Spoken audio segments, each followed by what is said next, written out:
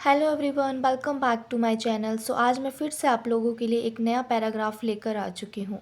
और जो लोग चैनल पर बिल्कुल नए हैं वो चैनल को सब्सक्राइब कर लीजिए ताकि आपको भी डेली इस तरह का वीडियो मिलता रहे जिसमें हम डेली लाइफ के रिलेटेड कुछ ना कुछ सीखेंगे विद रूल और एग्जाम्पल के साथ। ऐसे क्या होता है कि हमें इंग्लिश बहुत अच्छे से समझ आ जाती है अगर हम ये ऐसे ट्रांसलेशन में डेली लाइफ कन्वर्सेशन में अगर हम इंग्लिश सीखते हैं तो हम बहुत इजीली जो है वो इंग्लिश सीख पाएंगे, क्योंकि इंग्लिश हमेशा सेंटेंसेस में बोली जाती है तो हम सेंटेंसेस पर ही डायरेक्ट फोकस करेंगे।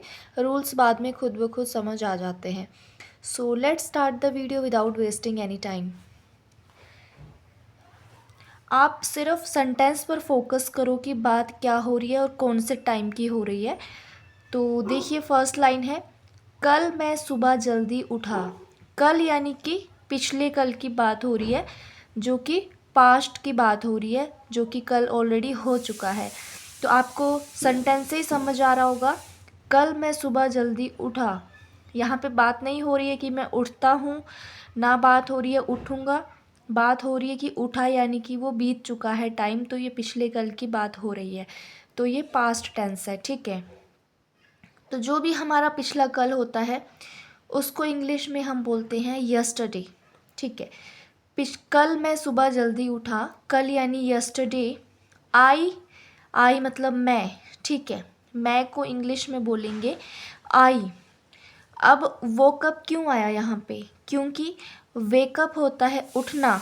अगर बात हो रही होती कि मैं सुबह जल्दी उठता हूँ तो आएगा आई वेकअप, बट मैं उठा यानी कि पास्ट की बात हो रही है तो वेकअप का वोकअप हो जाता है। हमेशा याद रखना, जब भी हम पास्ट की बात करेंगे कि मैं पास्ट में उठा, ठीक है, तो वेकअप होता है उठना, बट वेकअप अब वोकअप हो जाएगा।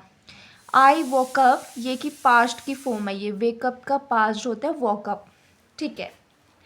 आई वोकअप अर्ली होता है जल्दी। इन द मॉर्निंग, मॉर्निंग यानी सुबह। हमेशा याद रखना, मॉर्निंग, इवनिंग और आफ्टरनून, ठीक है। जब भी हम बात करेंगे सुबह, शाम या दोपहर की, इंग्लिश में उसको इन द के साथ ही बोला जाएगा। और अगर बात रात की हो रही है तो एट नाइट लगेगा। अगर मॉर्निंग, इवनिंग, आफ्टरनून की हो रही है तो in the morning, in the afternoon, in the evening आएगा, ठीक है। सो आई होप ये लाइन आप लोगों को क्लियर हो चुकी होगी। कल मैं सुबह जल्दी उठा, yesterday I woke up early in the morning. मैंने अपने दांत साफ किए, आई ब्रश्ड। पहले तो यहाँ पे ध्यान से देखो कि पहले तो देखो ब्रश होता है साफ करना, यानी ब्रश किया अपने दांतों को, ठीक है। बट यहाँ पे ईडी इसीलिए लगा क्योंकि बात पास्ट की हो रही है, बीते समय की हो रही है, पिछले कल की हो रही है, तो ब्रश का ब्रश्ड हो जाएगा। इससे हमें समझ आ जाएगा कि पास्ट की बात हो रही है। आई ब्रश्ड माई टीथ मतलब अपने दांत साफ किए। अब सपोज आप लोगों को कोई सामने वाला बोले आई ब्रश्ड माई टीथ, और एक बोले आई ब्रश माई टीथ, एक बोले I will brush my teeth, तो आप लोगों को ध्यान रखना है, अगर कोई बोल रहा है आई ब्रश्ड माई टीथ यानी कि वो उसने पास्ट में अपने दांत साफ किए, पास्ट की बात हो रही है। आई ब्रश, अगर सिर्फ आई ब्रश बोल रहा है तो यानी कि बात प्रेजेंट की हो रही है कि वो अपने दांत साफ करता है या करता होगा। अगर बात हो आई विल ब्रश तो फ्यूचर की बात हो रही है कि वो अपने दांत साफ करेगा। ये फ़र्क होता है टेंसेस में। मैंने अपने दांत साफ किए, आई ब्रश्ड माई टीथ। अब यहाँ पे आ गया और को इंग्लिश में कैसे बोलते हैं, एंड, ठीक है। जब भी और बोलना होता है वहाँ पे एंड का यूज़ करेंगे। नहाने के बाद नाश्ता किया, टुक अ बाथ। देखो टेक होता है, टेक अ बाथ होता है नहाता हूँ, नहाना। टुक अ बाथ यानी कि नहाने के बाद। बीते समय की बात करें तो टेक का टुक हो जाएगा, took a bath before having breakfast, ठीक है। Took a bath before having breakfast, नहाने के बाद नाश्ता किया। फिर मैं अपने काम पर गया, फिर को बोलते हैं then. I went to my work, I मतलब मैं, वेंट होता है, गो होता है जाना। अगर बात पास्ट की हो तो गो का पास्ट फॉर्म क्या होती है, went. I went to my work, to my work मतलब अपने काम पर गया।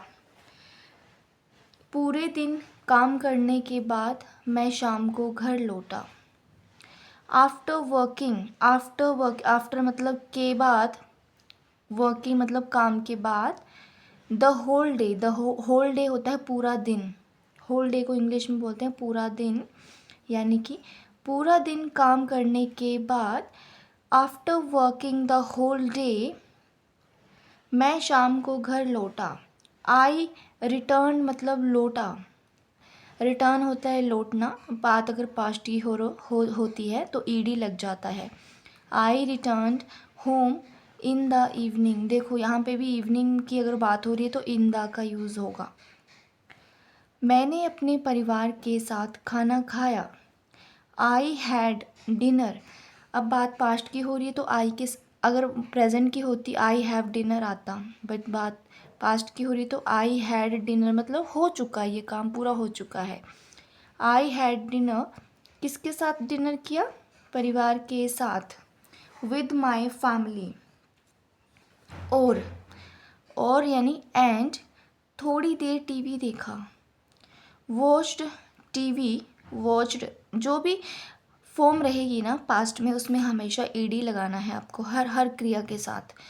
वॉच होता है टीवी देखना, बट बात पास्ट की हो रही तो वॉच का वॉच्ड हो जाएगा। Watch TV.